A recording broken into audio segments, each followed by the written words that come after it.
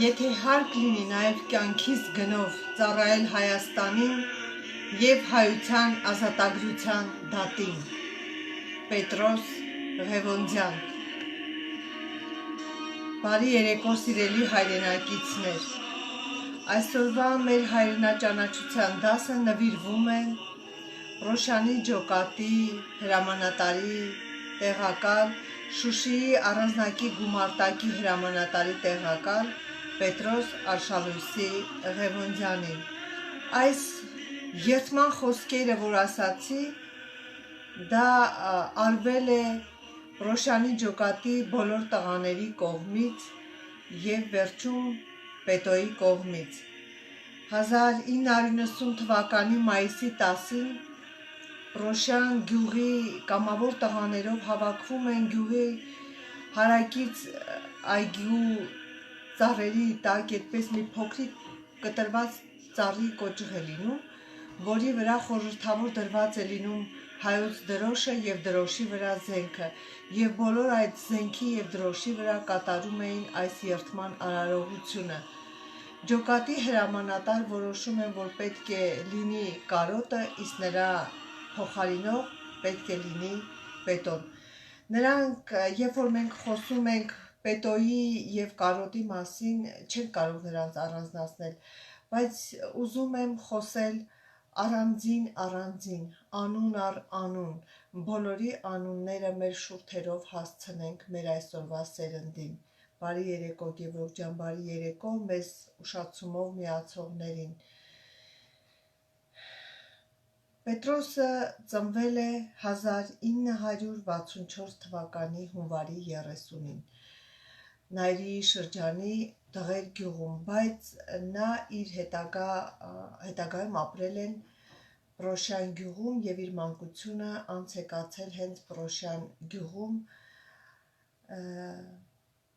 գումարտակի հրամանատարի տեղակալը լինելով, նա մասնակցել է և Հայաստանի Հանրապետության և Արցախի Հանրապետության ողջ սահմանագծով ընթացող մարտերին սկսած նոյեմբերյանից Արցախի, Շահումյանի, Ասկերանի, Մարտակերտի, Մարտունու, Հադրութի, Աղդամի, Ֆիզուլիի, Կուբաթլուի,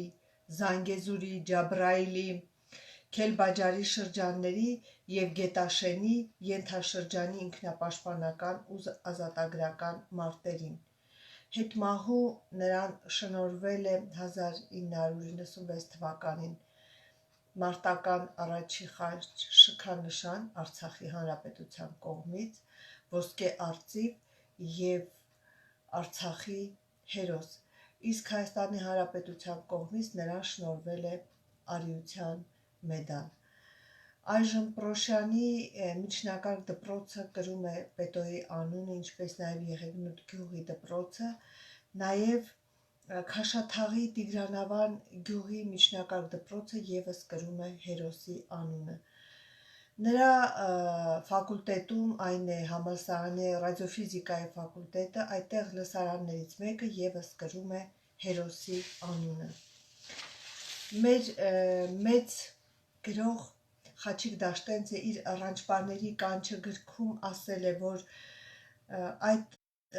հայդուկների մասին գրել է, որ դժվար թե նրանցից հետո կրկին ծնվեն նման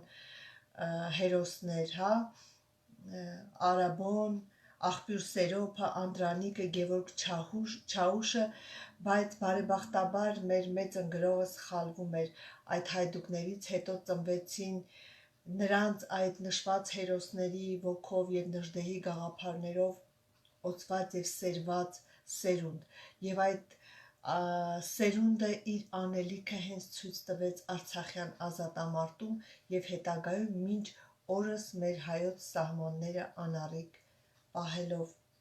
Պետոն այդ հերոսներից մեկն էր։ Պետոն ավարտելով միջնակարգը նա մեկնում է խորհրդային բանակ իր ժամկետային ծառայությունը անցկացնելու։ Վերադառնալով միանգամից ընդունվում է համալսարանի ռադիոֆիզիկայի ֆակուլտետը և շատ նրան բոլոր թե ուսանողական ընկերները, թե դասախոսները, թե համագյուղացին նրան հիշում են որպես համեստ, զուսպ, խորուն աչքերով մի երիտասարդ։ Տեսեք 88 թվականին նա անդամագրվում է Արցախյան շարժմանը և ոչ մեկ այդ մասին չեն իմանում։ Նաև նրա ուսանողական ընկերներից է Արշավիր Ղարամյան, Արցախի գեներալ, պայքարած ազատամարտերին մասնակցած մեր հզոր մարտիկը, և նա ասում է, մենք դասերից հետո մշտական այդ շարժման և հրապարակում, որ հավաքում էին, և գաղտնի գործընթացները, որ մշակվում էին, և այդպես էլ մեկնում են Արցախ մարտնչելու հանուն հայրենիքի։ Նա իր զինվորական մկրտությունը սկզբից ստացել է նոյեմբերյանում, տղաները սկզբից մարտնչել են Ոսկեևանում, այդ Տավուշի շրջանում տեղի ունեցող մարտերին,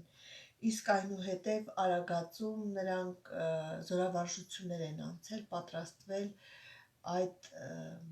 իրենց ցանկացած կամավորի համար բաղձանք է եղել մեկնելու ռազմաճակատ, և նույնն էլ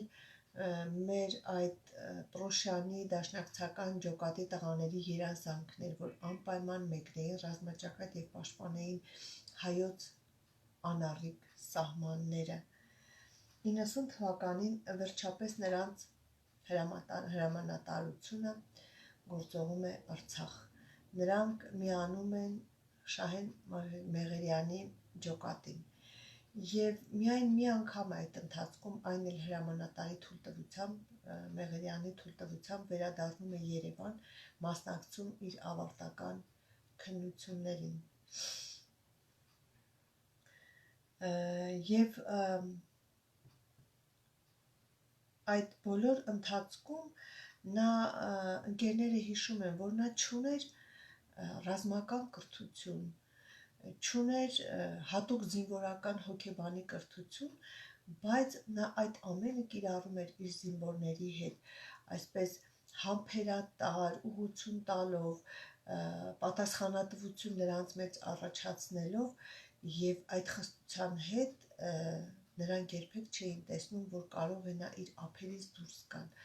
Միշտ զուսպ, միշտ որքան էլ որ զուսպ լուր եւ խորհուն էր, այնքան էլ ճարպիկ էր իր բոլոր մարտական գործողություններում։ Եվ Մարտունաշենի կռիվները Պետոյի կենսագրության առաջին լուրջ փորձառությունն են դառնում։ Նրանք կռվում են ոչ թե ադրբեջանցիների դեմ, այլ խորհրդային հզոր բանակի եւ այդ հզոր զինտեխնիկայի դեմ են կռվում։ Իսկ նրանք ընդամենը ունեին ինքնաշեն զենք եւ կարոտի գնդացիրը։ Ցավոք թշնամուն հաջողվում է Մարտունաշենը վերցնել։ Մենք քաջ տեղակ ենք Մարտունաշենի մարտերին, նաև երբ որ մենք մեր հայրենաճանաչության դասի ժամանակ խոսում էինք ձեդի մասին, Սիմոնա Չիկյոզյանի մասին, շատ ցավոտ նկարագրել ենք այդ ողջ մարտի ընթացքը, թե ինչպես էր խորհրդային բանակը միացել Ադրբեջանի օմոնականներին եւ այդպես պայքարում էին հայի դեմ, ազատարար եւ ազատատենչ հայ ժողովրդի դեմ, որ ընդամենը հայը պաշտպանում էր իր բնակավայրերը, իր խաղաղ բնակիչներին, եւ նրանց հաջողվում է Մարտունաշենը գրավել։ Մեր ջոկատները հետ են նահանջում դեպի մոտակա անտառի տարածքները, որպեսզի կարողանան մտածել հետագա իրենց քայլերի մասին։ Եթե զինվորը հոժարակամ եւ գիտակցաբար է զինվորագրվում Արցախյան դատին, ապա իրավունք չունի տրտնջալու դժվարություններից եւ պարտավոր է, ինչպես ընդունված է կանոնավոր բանակում, կատարել հրամանատարության բոլոր պահանջներն ու հրամանները։ Հակառակ պարագայում պատերազմական իրավիճակում ոչ ոքի պետք չեն լինի եւ մեր շարքերում տեղ չպետք է ունենան, իսկ հրամանատարը մարտական իր պատասխանատվությամբ պետք է հավատա եւ ոգի ներշնչի զինվորներին, որպեսզի նրանք անառարկելիորեն կատարեն տրված հրամաններն ու գնան նրանց ետևից։ Եվ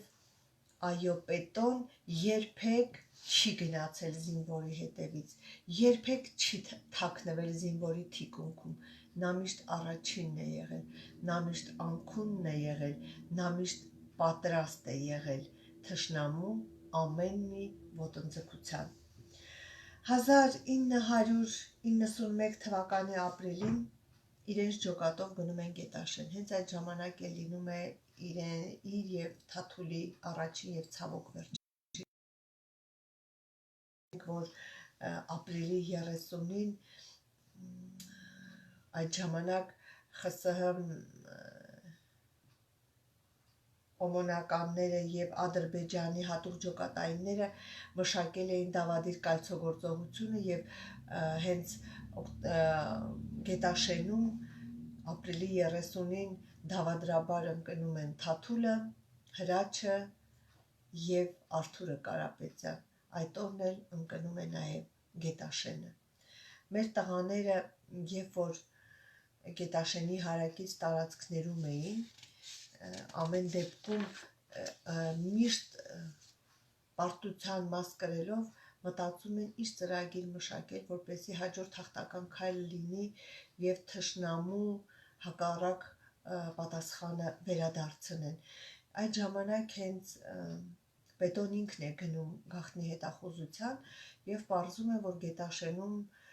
բավականին թվով ազերիներ չկան, զինամթերք չկա եւ նրանք շատ հեշտությամբ կարող են հետ վերցնել եւ Գետաշենը եւ Մարտունաշենը, սակայն հերթական անգամ նրանց արձագանք չի լինում եւ երբ որ արդեն արձագանք է լինում, որ կարող են Գետաշենը վերցնել, այդ ժամանակ արդեն Գետաշենը լի է լինում եւ ազերիների ջոկատներով եւ տանկերով եւ ինչպես գիտենք, նրանք աջակցություն ունեին խորհրդային բանակից, հետևաբար զենք զինամթերքով ապահովված էին։ Այդպես էլ չեմ կարող ասել հերթական դավադիր քայլը մեր ներքին թշնամու կողմից, թե անպատասխանատու քայլերի շնորհիվ ընկավ Գետաշենը, Մարտունա շենը։ Եվ դա եւս փաստում է, որ ուշացնել պետք չէ, պետք է մտածածին տվյալ պահին, եթե մենք հետախուզում ենք ու տեսնում ենք, որ հնարավոր է այդ քայլը անել, ուրեմն պետք է իրականացնել։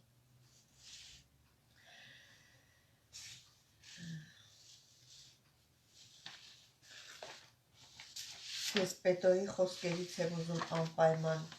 ընթերցել։ Տեսեք ինքը ինչպես է մտածում Ղարաբաղի մասին, որպեսզի փոքրիկ Ղարաբաղը կարողանա հաջողությամբ դիմակայել Ադրբեջանին, այն պետք է ունենա իր մարտական ժամանակակից տեխնիկայով զինված բանակը, որը կարող է ստեղծվել միայն մեր բոլորի ամբողջ հայության ջանքերով, պատերազմը սոսկ Ղարաբաղյան լինել չի կարող։ Այն պատկանում է ողջ հայ ժողովրդին եւ ոգեկոչողը այս համոզմունքն ուներ Պետոն, պետք է լինի ողջ հայ ազգը։ Հետո սկսվեցին Շահումյանի մարտերը, մարտնչում էին մինչև վերջին ուժերը, կարողանում են ուղղակի հաջողությամբ տարհանել գոնե բնակիչներին, եւ Մեղրյանի որդին հիշում է, ասում է, նայում էին հետ եւ տեսնում ինչպես է դատարկվում Շահումյանը։ Միգուցե Շահումյանն էլ կարող էինք մենք փրկել, Շահումյանն էլ կարող էինք պահել, բայց դա եւս մեր հերթական պարտությունն էր, որքան էլ մեր տղաները կամավորական մարտունակ էին, ոգեղեն ուժով լցված էին, այնուամենայնիվ չկարողացան դիմակայել նրանց դեմ դուրս եկած մեծաքանակ զորքին։ Արդեն երբ որ բանակը ձևավորվեց, Պետոն Արցախյան բանակի մայոր էր, չնայած նա չուներ զինվորական կրթություն, ինչպես նշեցինք, բայց նա հոգով այդպես մեծացած էր եւ նրա ռազմական զինակից ընկերներն ասում են Պետոն ռազմադաշտային մտավորական էր։ Տեսեք, մենք որքան մեր բաց դասերի ընթացքում անցկացնում ենք եւ հիշում ենք մեր բոլոր հրամանատարներին, նրանք կարծես հենց ռազմադաշտային մտավորականներ են։ Միայն այդպիսի հրամանատարներ ունենալով կարողացան հաջողության հասնել։ Եթե հիշում եք նաև մեր դուշման Վարդանի խոսքերը, ասում է զինվորը պատրաստ է գնալ մարտնչելու, բայց զինվորի հաջողության համար մենք պետք է ունենանք լավ հրամանատար։ Այսինքն որքան մեր հրամանատարները կայացած լինեն, այնքան մեր զինվորը ավելի ճիշտ քայլեր կկատարի, ավելի ոգեշնչված եւ ավելի քիչ զոհեր կունենանք։ Պետոն 1992 թվականին նրան ուղարկում են Հայաստան զինվորական գործերով, բայց շատ շտապ 92 թվականի հունվարի 26-ին ուղղաթիռով նրանց նորից հետ են ուղարկում եւ այդ ժամանակ Ստեփանակերտը ոչ ամբողջ օղակավորված կրակակետեր էին թշնամու կողմից, այդպես ամեն մի դիրքը նրանց ձեռքում էր եւ Ստեփանակերտն ու հարակից գյուղերն ու շրջանները անընդհատ գտնվում էին կրակակետի տակ, ինչպես նաեւ մեր բարձունքում գտնվող Շուշիի բերդը։ Եվ նրանք միանալով Աշոտ Ղուլյանի ջոկատին, դաշնակցական Պետոյի ջոկատը միանալով Աշոտ Ղուլյանի ջոկատին, նրանք մեծ հաջողությունների են հասնում եւ հիմնականում Մարտակերտի շրջանի Քոլարի գյուղում կարողանում են այդ կարևոր կրակակետերը վնասազերծել եւ ազատագրել թշնամուց։ Մարտեր մենք գիտենք, որ մինչև մայիսի 8-ը, հունվարից սկսած այդպես շրջան առ շրջան ազատագրելով, Խոջալու հասնելով, այնուհետև մայիսի 8-ին եւ 9-ին ազատագրելով Շուշին, իսկ մայիսի 18-ին արդեն Հայաստան-Արցախ կապող միջանցքն են ազատագրում։ Եվ այդ ամենը մեր հզոր տղաների շնորհիվ։ 1992 թվականի հունիսի 13-ը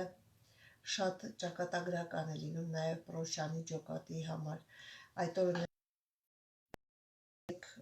հոգու են կորցնում կարոտին, ալիքին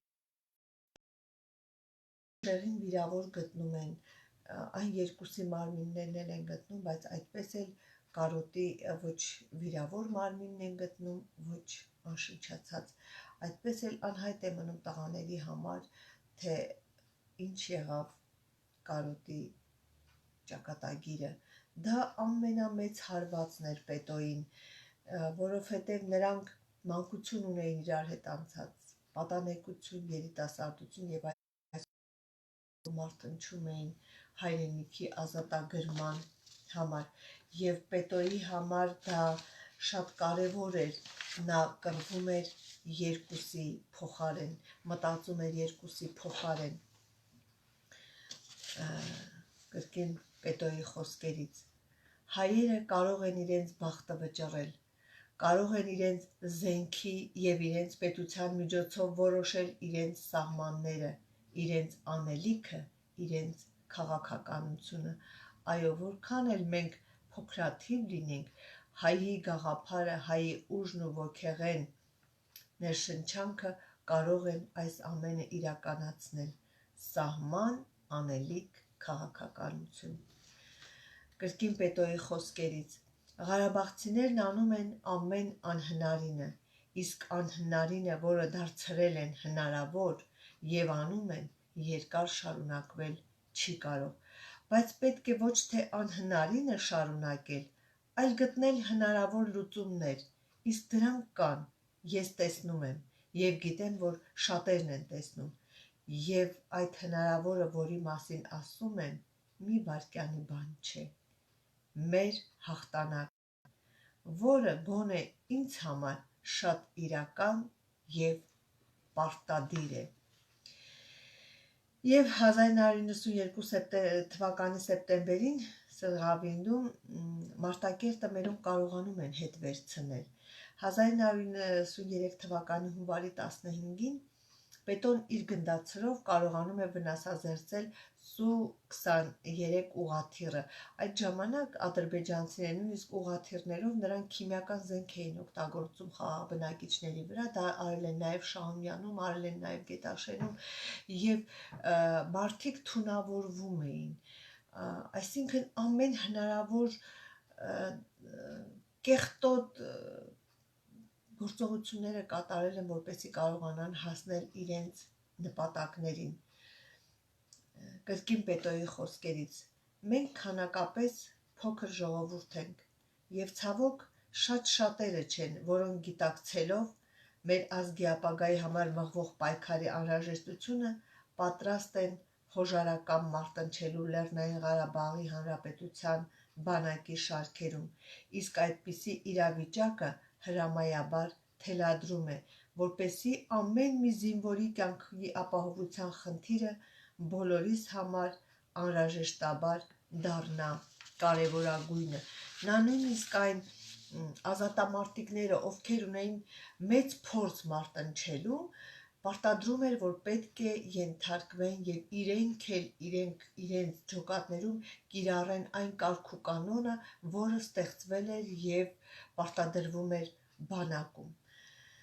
Զինվորը պետք է գիտակցի իր գործի արժեքն ու կարևորությունը։ Եթե ժողովուրդը, իսկ առավել ևս նրա պաշտպանությանը զինվորագրված մարտիկները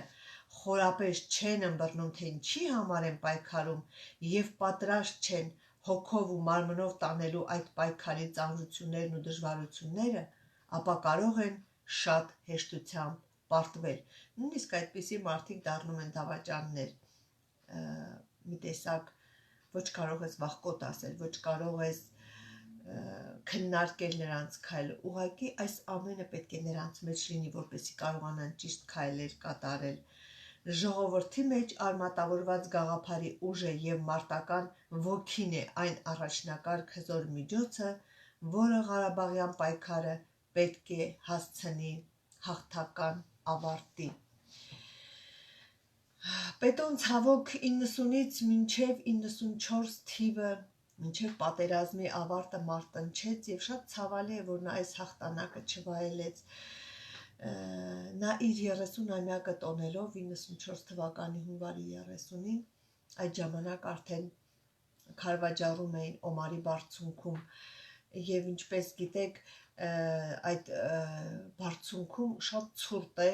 սառնամանիք եւ անընդհատ պետք էր տղաներին հասցնել փայտ, սնունդ, տաքաքուս, որպեսզի կարողանային նրանք դիմակայել եւ մարտնչել։ Եվ այս անգամ Պետոնը իր զինվորական վիլիսով իջնում, որպեսզի տղաների համար այդ ամենը ապահովի,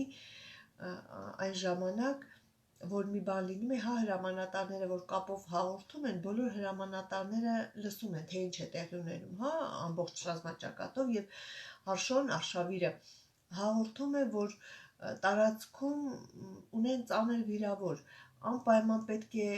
շտապօգնությունը հասնի եւ փրկի զինվորի կյանքը։ Եվ նույնը այդպես հրամանատարներով իրար փոխանցելով Պետոն երբ որ իջնում է Վիլիսով, տեսնում է որ շտապօգնության մեքենան ներքևում կանգնած է, բայց չի խիզախում առաջ գնալ, ասում է ոնց այսքան ժամանակ դեռ չեք հասել այդ տղային փրկելու եւ շտապօգնության բուժանձնակազմը ասում է չեն կարող գնալ, որտեղ ստեղով թուրքն է անցել, իսկ որտեղով որ թուրքը անցնում էր անպայման ականապատում էր։ Եվ Պետոն է խիզախում այդ քայլին, ինքը չէր կարող վիրավոր զինվորին թողել, որովհետև նա ասում էր իմ մեկ զինվորի կյանքը հարյուրավոր ազերիները չարժեն, պետք է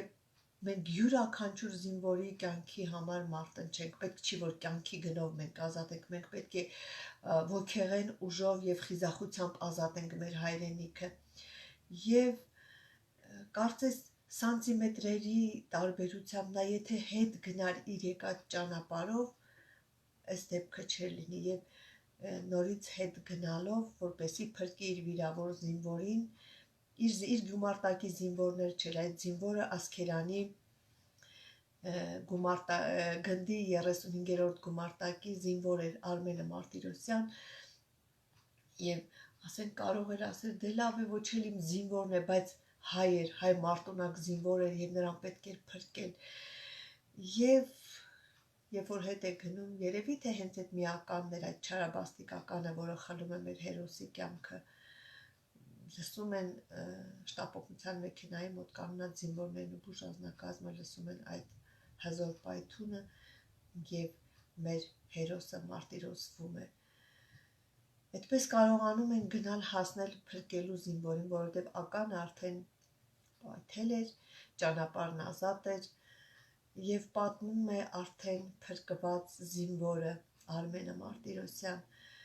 Նա ասում է ես մինչև իմ կյանքի մեջ պարտական եմ Պետոյին եւ նրա ընտանիքին, ես խոնարհվում եմ նրա ծնողների առաջ, նման զավակ մեծացնելու համար, որ նա կարող էր չգնալ, որովհետև նա իջել էր իր զինվորների համար սնունդ, հագուստ եւ վառելանյութ բարձրացնելու, բայց ուներ մեկ այլ գումարտակ վիրավոր զինվոր եւ նրան պետք էր օգնել։ Քանի որ Օմարի լեռնանցքը սառնամանիք է, սառույց է, ձյուն է եւ զինվորը քանի ժամ մնալով այդպես վիրավոր ձների մեջ ընկած, այդ սառնությունից նրա արյունը մակարդվել էր եւ թույլ չէր տվել որ նա արյունահոսի, այդպես փրկվել էր։ Վիրահատությունից հետո, պատերազմը ավարտվելուց հետո, երբ Արմենը կազմում են տանիք, նա Աստծո առաջ երդվում է, որ երբ ունենա արու զավակ, անպայման անվանակոչելու է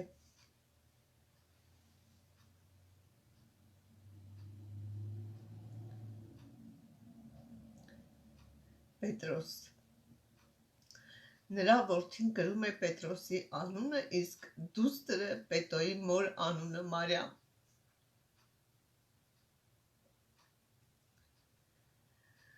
Պետոյի հայրը Արշալուց հայրիկը պատմում է, որ կարող էր ինքը դեմ կանգնել որդիներին, որովհետև նրա երկու որդիներն էլ եւ Գագիկը եւ Պետրոսը կամավորական են գրվել հայրենիքը պաշտպանելու համար, նույնիսկ Գագոյի որդին Վարդանն էլ է կռվել հայրենիքի համար, բայց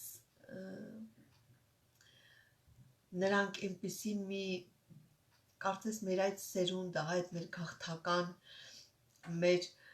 կորցրած այդքան հայկական տարածքներ, այդքան հայկական հզոր հերոսներ մեծացել էին այդ ամենի ներքո եւ չէին կարող հիմա կանգ առնել եւ նաեւ նրանց հայրը չէր կարող կանգնեցնել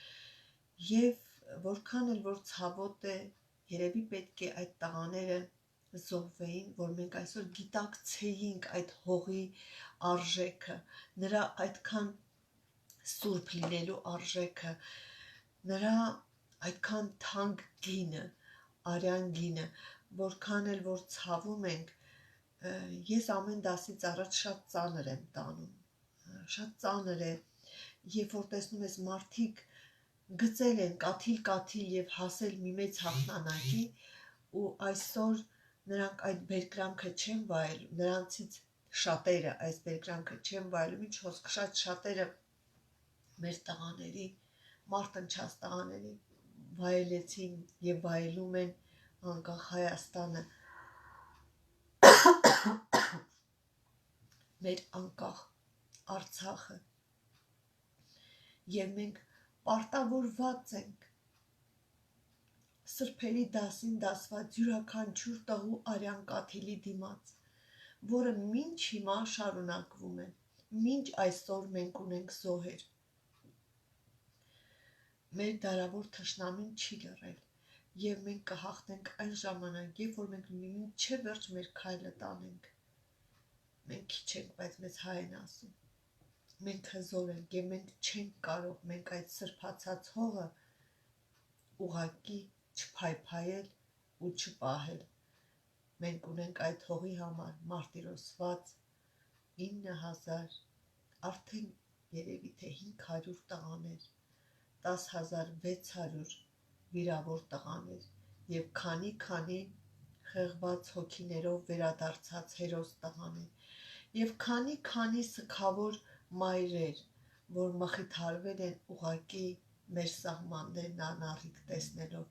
որ մխիթարվել են ուղակի նվիրվելով իրենց զավակների գաղափարին։ Ուրեմն մեր պարտքն էլ մնում է այդ արյան գնով մարտիրոսված բոլոր տղաների արածը պահել եւ փոխանցել մեր հետագա սերունդներին։ Տեսեք մեր հանրապետությունում, մեր ողջ հանրապետությունում Արցախ եւ Հայաստան վերջի զանգեր ավարտեցին եւ տղաները 18 բոլորելով կմեկնեն բոլորը պահպանելու եւ անառիկ պահելու մեր սահմանը, որովհետեւ ողջ տարածքով Հայաստանի եւ Արցախի հյուսիս-հարավային մասերով ամբողջովին թշնամին ոչ մի վայրկյան չկորցնելով անընդհատ ոտնձգություններ եւ դավադրություններ է կազմակերպում։ Հետևաբար ես նաեւ ուղերձ եմ հղում իմ բոլոր շրջանավարտներին, պահպանեք այն, ինչ փոխանցել են մեզ սերունդները, ձեր ավագ սերունդները, այն մարտիրոսված բոլոր տղաները, այն գաղափարը պահեք եւ փոխանցեք ձեր սերունդներին, որի համար նրանք կանգնեցին եւ ոչ մի վայրկյան իսկ չմտածեցին, որ չեն վերադառնալու։ Կամավորները մեր երկիրը շեմ պահողներն են, իսկ պարտավորվածներս այդ ժառանգությունը անպայման սերունդ փոխանցողներս, իսկ հայուհիներիս ես ուզում եմ բացի այն, որ նրանք կդառնան շատ լավ մասնագետներ, շատ լավ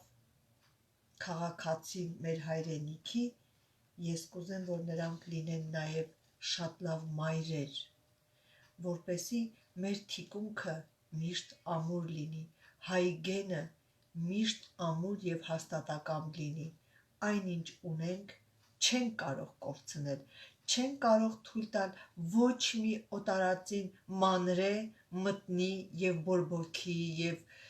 փչացնի մեր այն մաքրեմաքուրը, որ ստացել ենք։ Շնորհակալություն եւ կուզեմ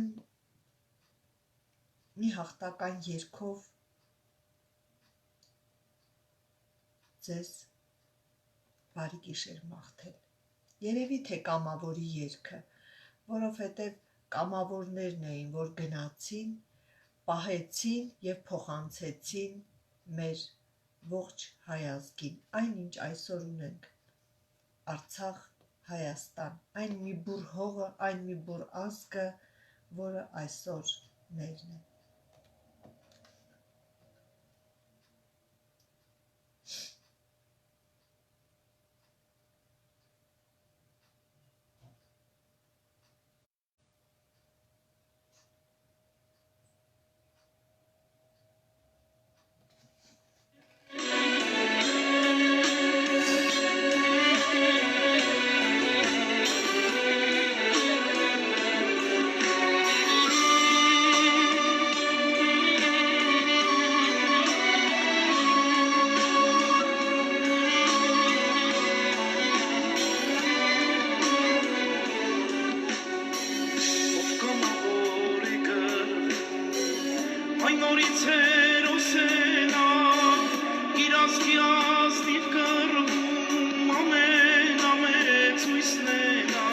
Խոնարհում ես բոլոր հերոսներին,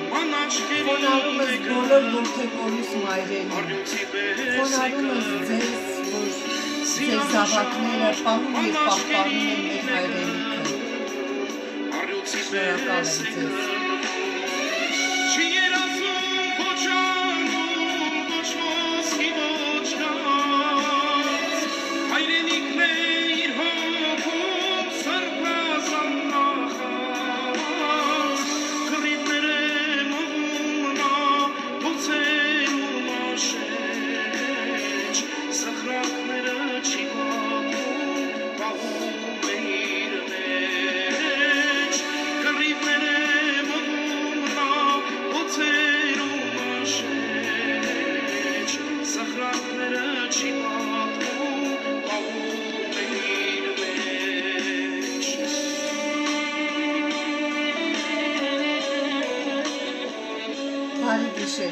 Բարի գիշեր, կհանդիպենք հինգշաբթի օրը, մայիսի 28-ին, մեր մեծ հաղթանակի օրը նշելու, միասին։